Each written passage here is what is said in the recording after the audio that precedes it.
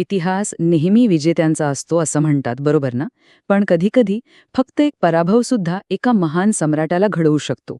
आज आपण अशाच एका भारतीय सम्राटाची गोष्ट पाहणार आहोत, ज्याची खरी ओळख त्याच्या अनेक विजयांनी नाही, तर एका पराभवाने घडवली. आणि हाच प्रश्न आजच्या आपल्या चर्चेचा केंद्रबिंदू आहे. म्हणजे विचार करा, एका हरलेल्या लढाईमुळे एक योद्धा, एक उत्तम शासक आणि ज्ञानाचा संरक्षक कसा बनू शकतो? चला तर मग या सगळ्याची सुरुवात नक्की कुठून झाली ते पाहूया. तर ही गोष्ट आहे 6व्या शतकातली. एक काळ होता जेव्हा गुप्त साम्राज्याचा संपूर्ण उत्तर भारतावर दबदबा होता. पण आता ते साम्राज्य अस्ताला गेलं होतं. आणि जेव्हा एवढी मोठी शक्ती नाहीशी होते, तेव्हा काय होतं? बरोबर, छोटी छोटी राज्य डोकंवर काढू लागतात. सगळीकडे एक प्रकारची अस्थिरता होती. आणि ह्याच गोंधळाच्या काळात पुष्पभूती नावाचा व्यक्तीने वर्धन घराण्याचा पाया रचला. त्यांची राजधानी होती थानेश्वर. पुढे प्रभाकर वर्धनाच्या काळात हे घराणं चांगलंच स्थिरावलं. पण ह्या घराण्याची खरी ओळख, खरा उदय जो झाला ना, तो एका मोठ्या संकटानंतरच. आणि इथे एंट्री होते आपल्या कथेच्या मुख्य पात्राची, हर्षवर्धन. गंमत म्हणजे हर्ष काही जन्मताच राजा बनणार नव्हता. त्याला राजा बनवलं ते परिस्थितीने. एकाएकी कुटुंबावर कोसळलेल्या एका संकटामुळे त्याला तलवार हातात घ्यावी लागली आणि सिंहासनावर बसावं लागलं. आता नेमकं काय घडलं होतं बघा. वडील प्रभाकर वर्धनांचा मृत्यू झाला आणि मोठा भाऊ राज्यवर्धन राजा बनला. सगळं ठीक वाटत असतानाच एक वाईट बातमी आली. त्यांची बहीण राज्यश्री, जिचं लग्न कनौजच्या राजाशी झालं होतं, त्या राजाची बंगालच्या शशांक नावाच्या राजाने हत्या केली. एका क्षणात सगळं चित्रच पालटलं. म्हणजे हर्षाच्या राजा बनण्यामागे साम्राज्याचा विस्तार वगैरे करणं हा हेतूच नव्हता. त्याच्यासमोर पहिलं आव्हान होतं आपलं कुटुंब आणि राज्य वाचवणं. मग काय, त्याने लगेच सूत्र हातात घेतली, कनौज ताब्यात घेतलं आणि थेट बंगालच्या शशांकवरच चाल केली. यानंतर तर हर्षाला जणू कोणीच थांबवू शकलं नाही. एकामागोमाग एक विजय. त्याने बंगाल जिंकलं, मगध जिंकलं आणि बघता बघता संपूर्ण उत्तर भारत त्याच्या अधिपत्याखाली आला. त्याची ओळख एक अजिंक्य योद्धा म्हणून झाली होती. पण म्हणतात ना, प्रत्येक शक्तीला कुठेतरी एक मर्यादा असते. तर कल्पना करा, हर्षाचं साम्राज्य बंगालपासून मगधपर्यंत पसरलेलं. उत्तर भारतात त्याला आव्हान देणारं कोणीच उरलं नव्हतं. साहजिकच त्याची नजर आता वळली होती दक्षिणेकडे, नर्मदेच्या पलीकडच्या प्रदेशाकडे. पण नर्मदेच्या दक्षिणेला एक वेगळंच समीकरण होतं. तिथे राज्य होतं चालुक्य घराण्याच्या, दुसऱ्या पुलकेशीचं, आणि तो सुद्धा हर्षासारखाच पराक्रमी होता. म्हणजे आता उत्तर आणि दक्षिण भारतातल्या दोन महाशक्ती आमनेसामने येणार हे निश्चित होतं. आणि मग तो दिवस उजाडला ज्याने भारताचा इतिहास बदलला. नर्मदेच्या काठावर या दोन सैन्यांची टक्कर झाली. आणि काय झालं असेल? पुलकेशीने हर्षाच्या विजयी घोडदौडीला रोखलंच नाही, तर त्याचा पराभव केला.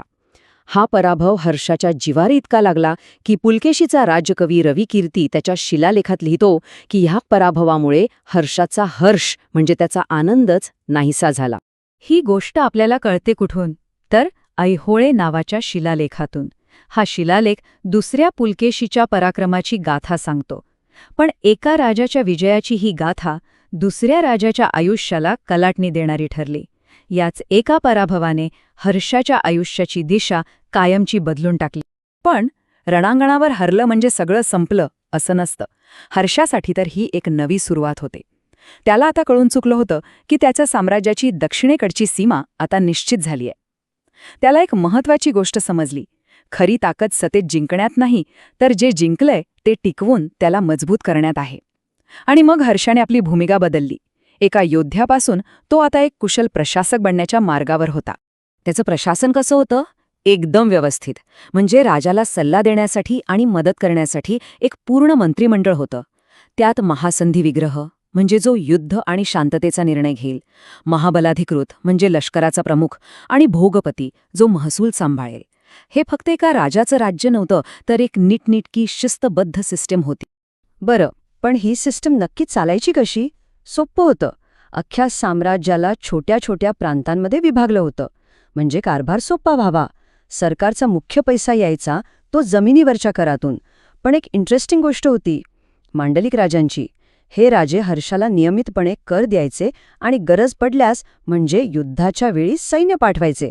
या सगळ्यामुळेच एवढं मोठं साम्राज्य सुरळीत चालत होतं. हर्षाला हे तर कळलंच होतं की लष्करी विजयांना मर्यादा आहेत.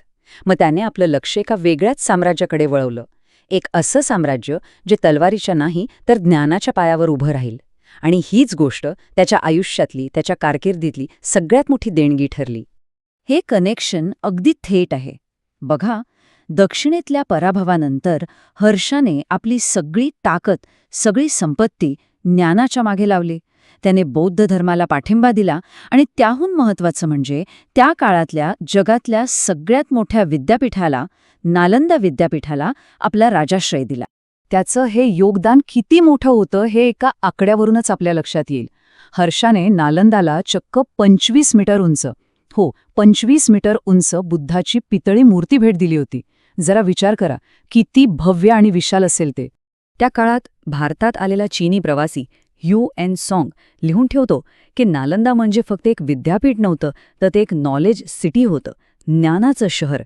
तिथे मोठे मोठे स्तूप होते, विद्यार्थ्यांसाठी विहार होते, मोठे लेक्चर हॉल्स होते, ध्यानधारणेसाठी मंदिरं होती. जगभरातून लोक इथे शिकायला येत होते. आणि असं नाही की हर्षानेच हे सुरू केलं.